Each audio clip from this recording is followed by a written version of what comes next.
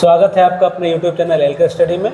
और हम प्रश्नावली 1.1 का NCERT क्लास 10 मैथमेटिक्स का प्रश्नावली 1.1 का क्वेश्चन नंबर 2 पूर्णांकों के निम्नलिखित युग्मों के HCF और LCM ज्ञात कीजिए। ध्यान दीजिएगा, क्या चीज़?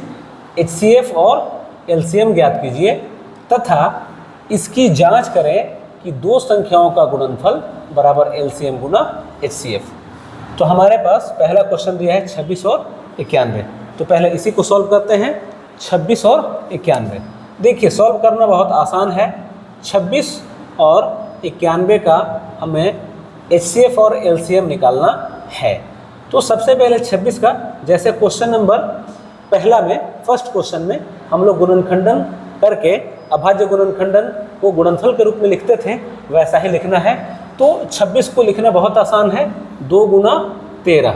और उसी तरह से 91 को हम लोग लिख सकते हैं, 13 सते 91 होता है, तो 7 गुना 13। ये आपका अभाज्य गुणनखंडन। चूँकि छोटी संख्या है इसलिए इसको निकालना आसान है, तो मौखिक ही हम लोग इसको निकाल लेते हैं। 13 सते 91 यानी 7 गुना 13। अब अगर आपको HCF निकालना है तो क्या ध्यान देना होगा, और LCM निकालना है तो क्या ध्यान देना होगा, आप ध्यान से देखिएगा। एक बार सीखोगे तो इस तरह के सारे प्रश्नों को तुम बना सकते हो, नहीं तो बार बार बनाते रहोगे और दिमाग में आएगा नहीं। तो ध्यान दीजिएगा, यहाँ पे वीडियो को स्किप नहीं करना है, ध्यान से देखो। क्या करेंगे? HCF निकालना है।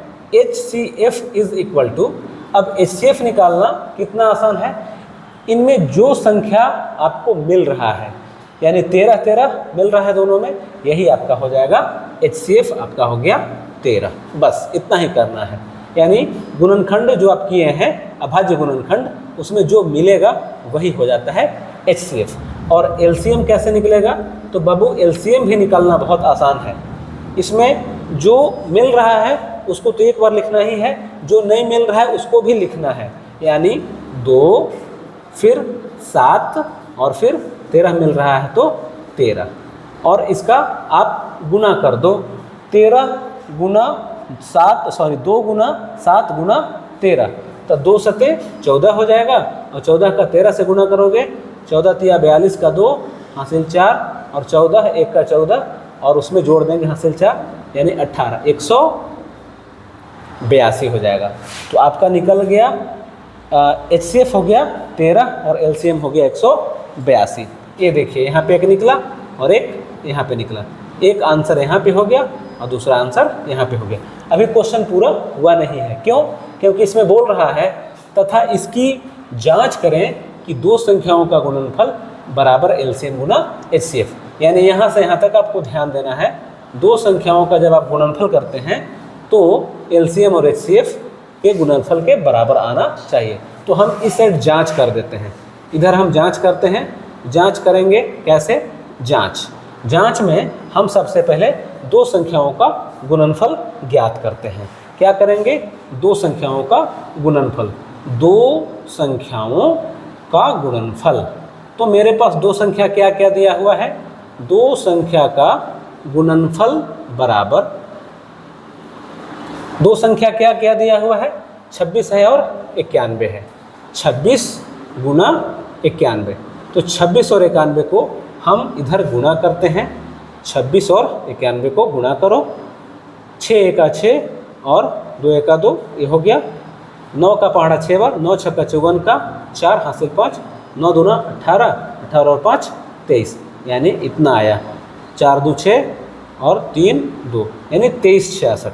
कितना आ गया? आपका आया 2 3 6 6। अब आगे देखते हैं, और इसका जो दूसरा पार्ट है राइट हैंड साइड में, LCM गुना HCF। तो LCM गुना HCF इसको करते हैं। तो LCM कितना निकाले हो बाबू? तो LCM आप निकाले हो 182। कितना निकाले हो? 182।